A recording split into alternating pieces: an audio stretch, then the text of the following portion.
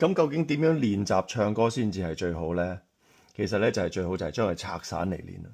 咁咧你就最好咧將個歌詞編出嚟啦，然之後咧對住佢間低你或者你需要嗰度嗰個句子，係應該要點樣練習嘅，嗰一句你應該係要點樣唱嘅，或者個老師同你講咗嗰一句係要點樣處理嘅，然之後咧你咧就將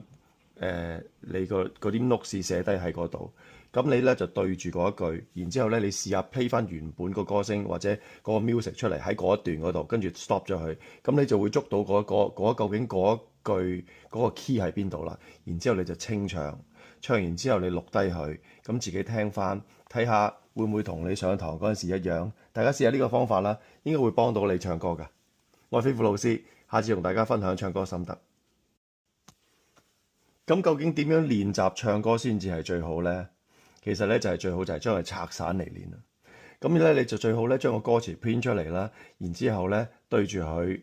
間低你或者你需要嗰度嗰個句子，係應該要點樣練習嘅，嗰一句你應該係要點樣唱嘅，或者個老師同你講咗嗰一句係要點樣處理嘅，然之後咧你咧就將